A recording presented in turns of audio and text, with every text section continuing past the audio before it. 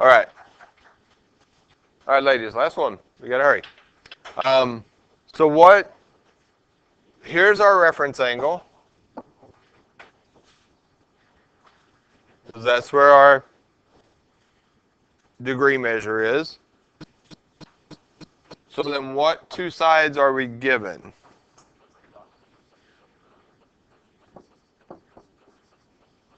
So surrounding our angle measure is the hypotenuse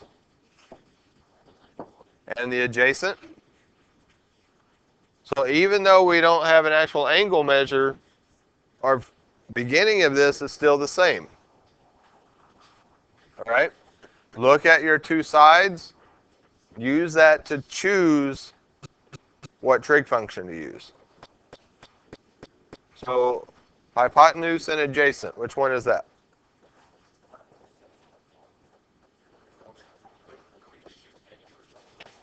Well, you have to choose the one that has the right two sides in your fraction. Right? Like if I look here, I'm working with adjacent and hypotenuse. Well, what two sides does sine use? Right, cosine is the right one, right? Sine uses opposite and hypotenuse. Well, I don't have opposite. Tangent uses opposite and adjacent. Well, again, I don't have opposite. Right, so the only one that uses adjacent and hypotenuse would be cosine. Okay? So we set up our equation the same way. Cosine theta equals adjacent over hypotenuse. So do we know our angle? We don't know the value, right? So that's what we're trying to find. So that's my x. Equals adjacent over hypotenuse, 13 over 45. So I went over that, setting that up relatively quickly because it's really the same as what we did on the previous examples, where we're filling in, substituting in the appropriate numbers. Now the difference with this one is, see how my variable here is embedded in that trig function, right? So I've got to extract it somehow. I've got to pull that variable out. So the way we do that is with what's called the inverse trig, because that inverse cancels out that trig function. Okay?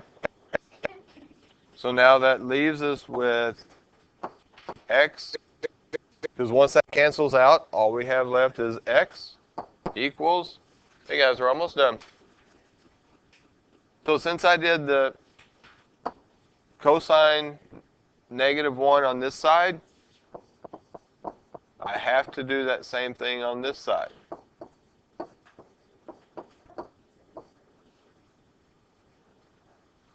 All right, so I put the cosine -1 out in the front on the left, so I put it in the front on the right. So it's got to go before your fraction. And then for this is what we put in our calculator. Because once I do that inverse cosine, it cancels out the cosine, which isolates my x. So now we go to the calculator. So you guys remember how to get to the inverse trig function? So you hit second, and then whatever trig function it is. So this one is cosine. So we hit second, cosine. And that gives us that -1 that we need. Okay? Now we type in our fraction. Nope, wrong one. So our fraction is 13 over 45. So inside our parentheses, We just type in 13 divided by 45, or whatever your fraction is. All right? Hit enter, and that's our angle. So a lot of times on these, you can round these off to just the nearest angle measure. So we could just put this in as 73 degrees. So x equals 73 degrees.